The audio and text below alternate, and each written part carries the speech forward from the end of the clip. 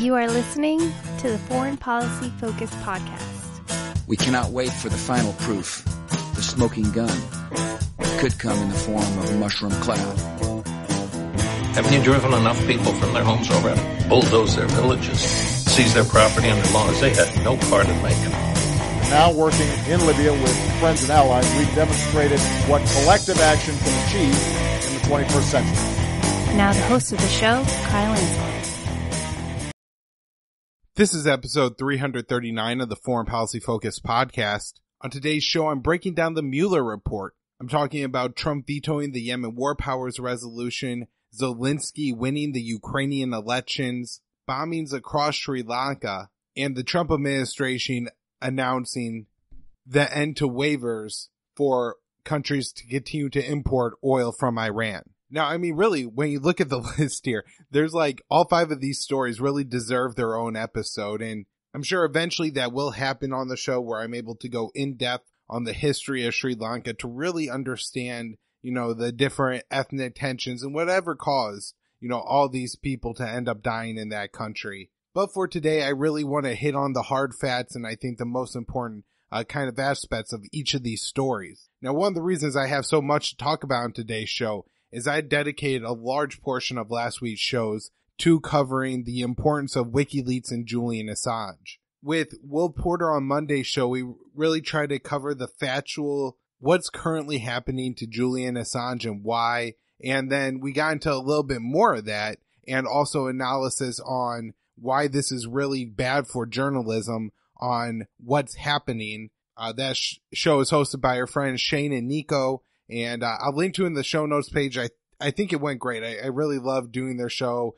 They always just have such like a fun attitude that even though me and Will come on and talk about nasty things, it doesn't seem so bad. And, they have great questions and great analysis. So, that was awesome. Again, that'll be in the show notes page. And then on Wednesdays and Fridays show, I did a 2-part interview, like an hour and 45 minutes long with Scott Horton on what is the importance of WikiLeaks, up until 2016, because there's a reason that Julian Assange has been in that embassy or was in the embassy before being arrested for 7 years. And it was because he was afraid that he'd be extradited to the United States for exposing the crimes of the United States. And that's why Chelsea Manning did 7 years in prison, 2 of them in solitary confinement, and is again locked up because they, exposed all these important documents to the American people. And Scott Horton does the best job of explaining, what was important about these leaks, why leaks are important, why journalism is important,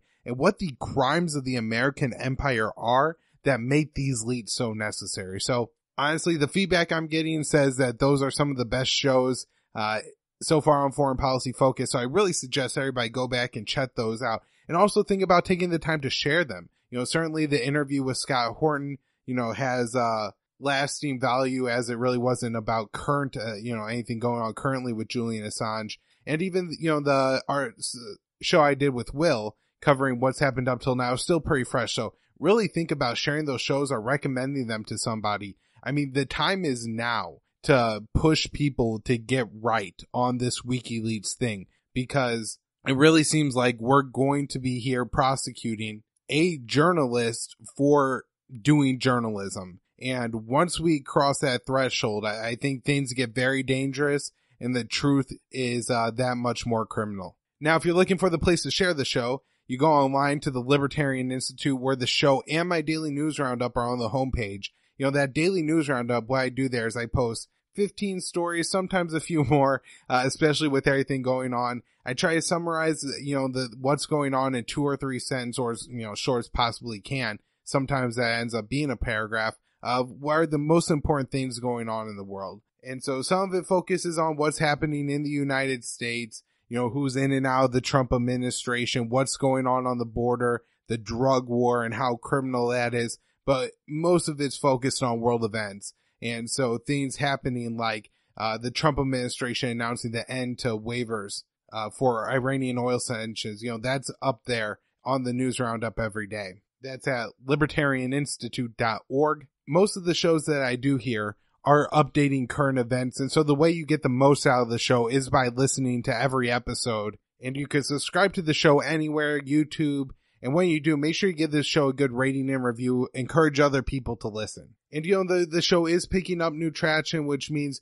people are recommending it. And the more, they go and look and there's 5-star reviews and ratings and all that, I think it does help people to think, oh, this is a legit show and not just, some terrible podcast. So I hope you all are taking the time to do those things. And let's get into the Mueller Report stuff. What I thought would be the best kind of angle to focus on for today's show is the reaction versus the reality. Now, from the reaction, you would have thought, and this is really honestly what it comes off like to me, that the Mueller Report said all the Russiagate narratives are true, but we're deciding not to prosecute Trump because he's still the president. And, while that's a bit reductionist at their points, because, maybe they will give a little bit of nuance, well, Mueller couldn't prove that anybody in the Trump campaign colluded with Russia. And look, here are 10 instances of obstruction, and he could have charged Trump, but he decided not to because Trump is president. And there's now a lot of kind of focusing on Congress to impeach Trump. And so, anywhere you kind of go in the news, I think that's what you're mostly going to find in the mainstream. Now, there have been some articles and some people saying that, we do feel like this report is the end to the Russiagate conspiracy. So I don't want to cast too far of a net on that. But, most of the people I'm seeing that were, once Russiagate believers, especially those who write articles and go on the TV and talk, still believe in the Russiagate conspiracy theory. Now, the reality is, and what I'm going to do here is I want to link to 3 different things to kind of watch and get a lot of analysis on what happened in the Mueller report. But I don't want to go over every detail on today's show just because there's a lot of other important stuff I want to talk about. All 3 will be linked in the show notes page. So this is a real important show notes page at libertarianinstitute.org. But it's going to be Scott Horton's notes on Russiagate, Peter Van Buren's article, and then an interview of Aaron Mate by Jimmy Doore, where they discuss what happened here. Now, what the report actually ends up saying is far different than kind of that hysterical narrative put forward. The report looks into every case of, collusion or Trump ties to Russia, anything to prove that Trump would be controlled by Vladimir Putin and Russia, and pretty definitively finds that there's no links. In fact, one of the, I think, best insights that Scott Horton makes is that when the Russian government was looking to reach out to the Trump campaign as it become more apparent that he may win that election, and these are for normal kind of ties, the U.S. government has relationships with, different contenders in elections in other countries. You want to know what that guy's policies are and all that kind of stuff. And they couldn't do it. They didn't have any ties to the Trump campaign. I'm guessing largely because, the Trump had a pretty red tag group, it seems. I mean, again, the whole George Papadopoulos thing and this guy, I don't want to call him a nobody because one of the things I probably misrepresented in the past on the show was that this George Papadopoulos was some kind of fool, but in fact was actually previously working with the neocons at the Hudson Institute to influence U.S. Israel policy. And he even says that, hey, look, the big scandal here is that I was alleged to be working for the Israeli government, not the Russian government. And so, he may have been a more significant figure, but I guess at the same time, he isn't who his boss was over there, Douglas Feith. And maybe, people didn't know how to get a hold of Trump's people. And so that shows even more. It tends to, I think, prove that there wasn't even a baseline, a normal level of ties between the Trump and the Russian government prior to the, 2016 election here. Now, there are these 10 cases of obstruction, and Mueller's finding was that none of these rose to the level of being crimes. And so here's what happens. There's some nuance here, and it's complicated, right? Donald Trump fired James Comey as the Department of Justice was, I guess, considering investigating and looking into the potential ties between Russia and the Trump campaign. However, James Comey also really mishandled the Hillary Clinton investigation in 2016. He also, as Ray McGovern points out, tried to really leverage on the president the Steele dossier. And so Trump had reasons to dislike James Comey well outside of the whole Russiagate investigation. And I think most of the other obstruction claims follow suit where, yeah, you could see how if you took a very one-sided approach that maybe Donald Trump in this case, borderlined on obstruction. But at the other time, there's no crime here that is actually obstructing. Now, they point to these quotes, and I think this is actually really telling in that they don't get it. That Donald Trump said when he found out the special counsel has been appointed, that my presidency is over. And everybody is saying, aha, those are the words of the guilty man. We know that he, colluded with Russia, and he was terrified that Mueller would find out. That's why he, tried to order people to cover up these different kind of crimes and wasn't forthcoming enough with Mueller, didn't want to answer questions in an interview, and his answers weren't good enough and all this other stuff. When in reality, what Trump was saying is that politically, my presidency is over because the establishment is going to continue to leverage against me this Trump Russiagate, conspiracy theory investigation, and I'm going to spend all my time and all my political capital fighting that. And I think in large part that has happened. Trump has seemed very frustrated with this investigation. Of course, anything he's tried to do in Syria, Afghanistan, Russia, North Korea is always, kind of pointed at as, oh, no, you're a Russian stooge. Here we prove it. Trump wants to pull out of Syria. That's good for Russia. And that means that he's the puppet of Vladimir Putin. And so, yeah, I do think this has really undermined his kind of position as president. Not that that's not in part a good thing. I mean, I don't want Donald Trump to really get across much of his agenda. The only bad part is that, the only things that they really think are nefarious are the things that I think are good, which is, like getting out of Syria, getting out of Afghanistan. And so the way that it's actually pressured and moved the Trump policy, it's been in an extremely negative way.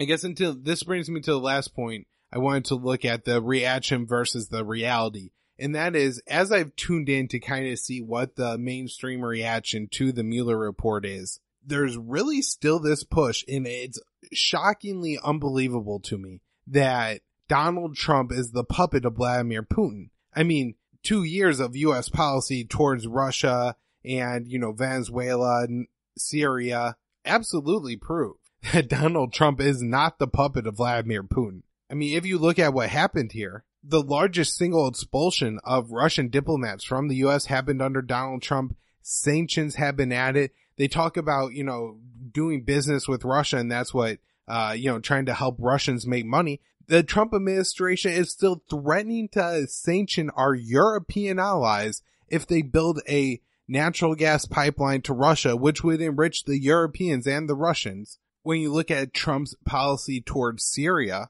well, he certainly has at times expressed a desire to leave Syria, especially now that ISIS has been defeated. He continues to hold U.S. troops in that country, preventing the Russian allied state from cutting a deal with the Syrian Kurds and retaking the rest of Syria, including, important oil fields and stuff like that. In Venezuela, this is a key ally of Russia. The U.S. has advocated for a regime change and pushed really hard for it there. Backing out of the Iran nuclear deal is certainly not something that Russia wanted and has condemned. The U.S. has continued with their missile defense systems in Eastern Europe that Russia views as a threat and a violation of the INF Treaty. In fact, we left the INF Treaty, an important nuclear arms agreement, over, Russia's protests. They were like, hey, please don't leave this deal. And they were willing to make concessions to try to stay in it. And because Donald Trump has one of the great Russia hawks in his administration, John Bolton, who you would think if Vladimir Putin was controlling Trump's administration, he definitely wouldn't have let John Bolton in it, ruining this, nuclear deal. And then, of course, the biggest one involves the Ukraine policy. And after this, I'll go ahead and transition into the election of Zelensky. But essentially what you had under Obama is a U.S. orchestrated coup in Ukraine to overthrow the president and install a new leadership that was going to be more friendly towards the EU and NATO, pushing Ukraine to join these organizations, only accept bailouts from the IMF rather than from Russia. So civil war ends up breaking out because of that coup. The Obama administration was certainly supportive of the Ukrainian government, demanding that Russia get back the Crimean Peninsula, saying that they're not going to normalize relations with Russia until that happens, sanctioning Russia, but at the same time, stop short of providing lethal aid to the Ukrainians. in part because there were U.S. legislators trying to pass the Don't Arm Nazis Act directed at, these far-right factions of the Ukrainian army.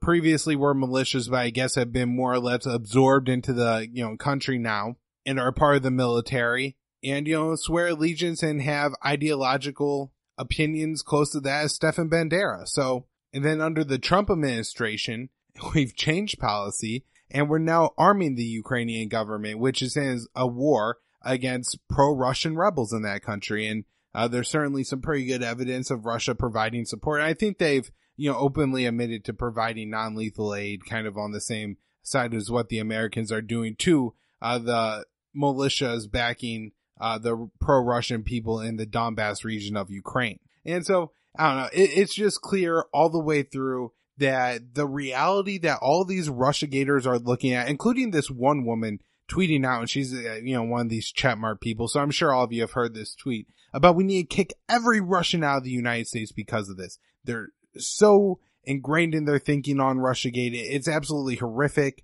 At times it comes out as, straight up racist. I mean, somebody pointed out well that if you took this woman's tweet and replaced Russian with black, it's absolutely horrific. You know what I mean? The Russians definitely did not attack the U.S. election. There may have been, a few GRU agents carrying out small operations and, I don't want to say I believe this and I'm not convinced, but, I can't necessarily not prove that the GRU didn't provide some funding and orders to the Internet Research Agency to run some ads in the United States in favor of Bernie Sanders or Donald Trump. That allegation certainly isn't proven, but I don't feel confident that I could 100% say it didn't happen, that, no GRU agent ever said that ever. So at the same time, that's a far cry from needing to kick every Russian out of America. I mean, these people are literally responding to a few Facebook ads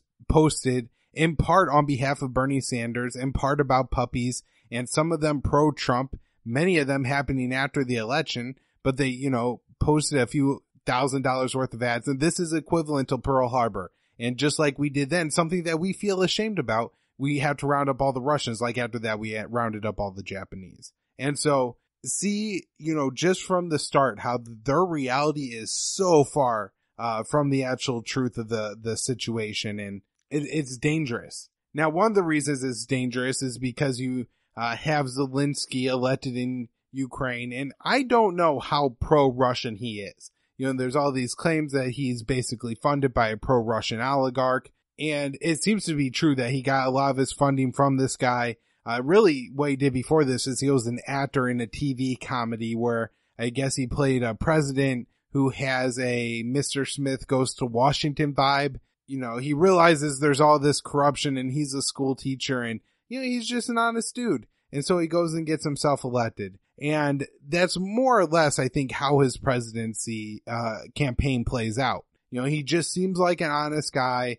From what I've heard, he doesn't put forward a whole lot of policy. What I know of his foreign policy is from an article that Bandow wrote for the National Interest after interviewing the incoming foreign minister of Ukraine. And he puts forward that, one of the main goals here is going to be to take some steps internally in Ukraine to make the Russian population feel better. The Russian language was made illegal and there are some other anti-Russian laws like that. And he said those are gone. And, that's a great first step, certainly. Now, I'm sure there's more underlying problems underneath those laws, right? Like cultural stuff that's certainly going to have to be worked out. I don't know if that's going to be enough to resolve the problems with the Donbass region and, officially end the civil war there. But it does seem like kind of a good step and a good start. I believe the new president has asserted the, Crimean Peninsula is a part of Ukraine. And so that's not a extremely pro-Russian position. It's actually kind of anti the Russian position. Now, maybe this is a political thing and there's no way in hell he could tell his countrymen that, I kind of like Crimea being part of our country, but, it's not ours anymore. And that's just the way it is. Nationalism and all that may not play out. And he said that Zelensky supports joining NATO and the EU, but would have popular referendums before doing so. My sense is that popular referendum would probably not pass, although, maybe the numbers change if the people in the Donbass and the people in Crimea, which is now part of Russia, don't vote. So anyways, the policies that I'm seeing put forward aren't that pro-Russian. They're not a complete cave to the Russian side of things. They're just extending an olive branch or two to the people of Ukraine who have a strong Russian heritage and background and are probably, a lot from Russia still. Now, the reason it seems that Zelensky gets elected is that, the people confidence in the Ukrainian government was in the single digits at some points here. Everybody believes and knows their government is extremely corrupt. That's what Paul Manafort was doing over there. So it's not surprising at all to me that a guy who certainly at least knows how to play the role of an honest guy running for president is able to get himself elected. All right, Yemen War Powers stuff. This is a problem, right? That Trump was able to veto this resolution. I don't know. I passed all my high school civics classes, and I'm pretty sure it didn't say in there that the president could start any war he wants. And only if Congress passes a war powers resolution bill, and then the president vetoes it, and then you had to get 2/3 in each houses, and that's the way that you end a war. That's completely insane. That is not in the Constitution. Congress has war powers. Congress told Trump to end this war. That's why they passed that resolution, and Trump vetoed it anyway. So, as far as I'm not a big believer in the Constitution in that it obviously hasn't constrained the American government up until this point, but this is certainly a blow to it, and that's a negative because that means more empire. I guess, maybe it's possible somehow that they do end up getting 2/3 in each house, but it seems extremely unlikely to me. 2/3 is a huge number of representatives. And don't forget, the Republicans are still majority in the Senate, so it would require getting 1/3 or so of the Republicans, and that would be really difficult to do. The worst part is, of course, the war is absolutely genocidal. ACLED said they counted 10,000 more deaths in the past 5 months. Unbelievably horrific war. They've documented over 70,000 cases of people being killed in the conflict. Not from starving to death, not from cholera, not from dehydration, or whatever kind of medical need that wasn't available to be taken care of because the roads were destroyed. There were roadblocks on the roads. The hospitals were blown up.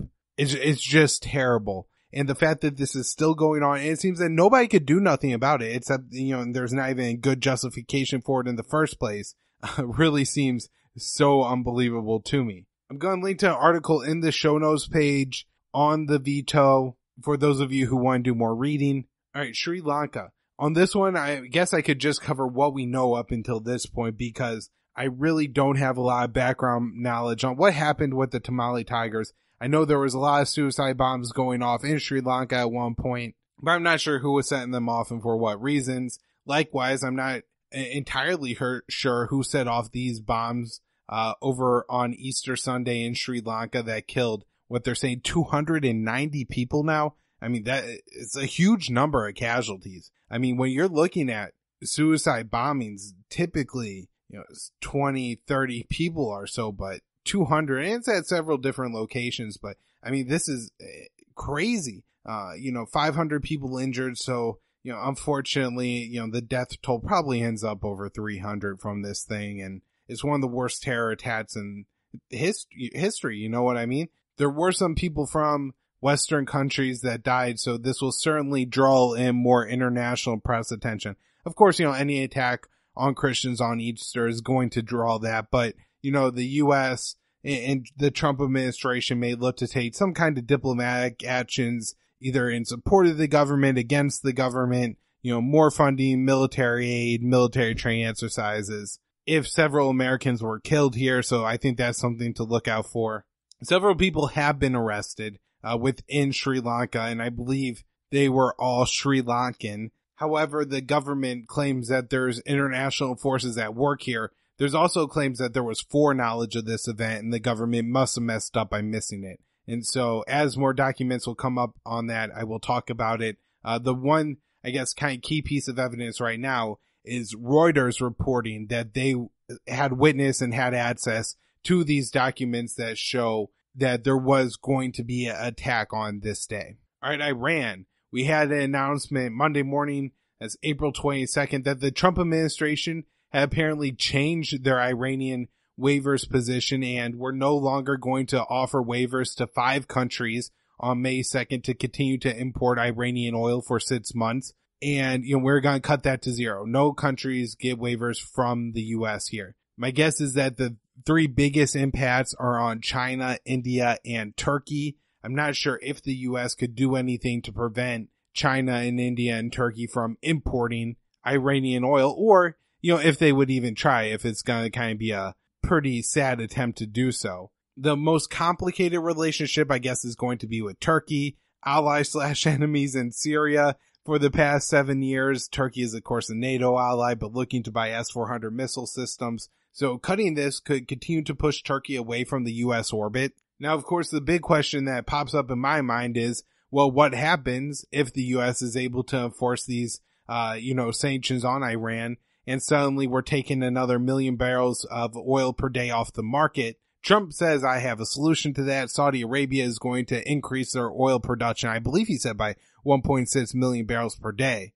I don't know if Saudi will do this. Saudi has committed to Russia and OPEC to continue with oil cuts and reduction in production. But, it does raise a lot of interesting questions. And you have Saudi Arabia in a more increasingly important role here, the more the U.S. tries to sanction Iran and Venezuela. Because the problem is that if the U.S. is able to effectively, sanction these countries, it's going to really shoot up the oil price, which wouldn't necessarily be good for Trump in a re-election year. And so that gives Saudi Arabia a lot of cards because they're, I'm guessing, one of the few countries that would have the ability to up their oil production by enough per day to kind of offset all the oil that Iran and Venezuela would be taking off the market then. And so if you're Saudi Arabia and you're looking at Yemen, you tell the United States, well, you have to listen. You have to back us in Yemen. You have to continue your support, those weapon sales, or else we're going to, drop oil production. And then you won't be able to enforce your Iran and Venezuela policy, and oil prices will shoot up for people, and you're not going to get reelected. And so, that may have been the position that Trump put himself in by stupidly pursuing such a hawkish policy against both Iran and Venezuela. This is certainly going to be something I'm going to talk about more in the weeks to come. The official date for the end of the waivers will be May 2nd. So there's time for Trump to change his mind here. If he realizes, I think, the really bad position that this would put him in. Now, I also just want to mention that I read an article in Politico, and I'll link to this in the show notes page, that says a high-ranking French official that one of the reasons France is supporting Haftar in Libya, and one of the driving reasons, is because Saudi Arabia wants them to, as well as Egypt and the UAE. And so, this may be another place where you have Saudi Arabia influencing a more hawkish policy by a brutal regime for their own interests against the interests of the people in those countries, Libya and Yemen, and getting Western countries to go along with it. So far on Libya, the battle for Tripoli doesn't seem to be going particularly well for Haftar. He, kind of continues to struggle, I think, a few kilometers outside the city. He is carrying out airstrikes in the city with his aging air fleet, which I guess doesn't have the ability to fly at night. And so then in Tripoli, when there was a drone hovering overhead at night, there was a lot of speculation as to who that drone could be from. People think that it's a UAE operated drone and Chinese made that's carrying out drone strikes in Tripoli. And that would be for Haftar's army. All right, the last thing I have on today's show is in Mali. You had a massacre of a civilian population. This is, I think, a ranching kind of tribe of people. And as the rule of law broke down in Mali over the past few years, I believe some Al-Qaeda and jihadist type forces have gained a lot of prominence among this particular ethnic group of ranchers because Al-Qaeda was able to help them defend their cattle. Well, Al-Qaeda also does brutal and disgusting things, and I guess it included attacking a different ethnic group, and then this provoked a militia from that other ethnic group to go and slaughter 160 people from the pro-jihadist. I mean, that sounds bad, but kind of what I mean in broad terms, from that ethnic group, including women and children. Well, the Mali government goes and shows up with their army at this tribe and, says, give us the people responsible, and, all the people, not, just the militants, but the women and the children, maybe not the children, I shouldn't say it, but definitely I saw video women, throwing rods and chasing the people out, the government troops out of town. And, this kind of effectively shows that the central government in Mali doesn't really have the power over the country, and the prime minister and his cabinet resigned. Now, there is also a president in Mali, and he's looking at picking a new president and prime minister and cabinet at this time. But, just everybody take a second and look at a map of Africa and think and kind of just look at these countries that all have either a lot of instability, a lot of jihad activity, U.S. activity. As Nick Turse wrote, and I'll link to this article on the show notes page, 36 named operations going on across Africa. But when you look at the Mali government falling apart, the Algerian prime minister stepping down, the active civil war in Libya, the longtime 30-year president of Sudan stepping down, and a military council taking its spot. Still, Al-Shabaab controls, the lower third of Somalia, Ebola outbreak in the Congo, active Boko Haram and ISIS in northeast Nigeria. And you're like, oh my God, this region is just ripe for a huge outbreak of, just different kinds of revolution and ethnic fighting. And of course, that means for, I think, the U.S. military and Pentagon and, money, weapons interest, a lot of reasons to eye up Africa. And I'm worried about an expanding role for AFRICOM. But as we look at the, kind of other things going on in the world, Africa is overshadowed and not talked about in the news. And people don't really know where Nigeria or Mali is, or Algeria or Somalia, or what's going on there, who the people are. And, that's a real problem. So I'm going to link on the show notes page to an interview by Eric Margolis on the Scott Horton Show about Algeria and Sudan. I, of course, need to do more reading on some of these other countries, but a lot of instability here, which means a lot of room for the worst kind of actors to get involved. And then, of course, that means provoking the U.S. government to get involved. All right, everyone, thanks for listening to my show. I hope you're enjoying it. If you are, give me good ratings and reviews and recommend it to people. All the places to find online, libertarianinstitute.org. My website is immersionnews.com. I post a lot of stories there, all day long. Patreon.com/foreignpolicyfocus. At KYAAALE on Twitter, Facebook.com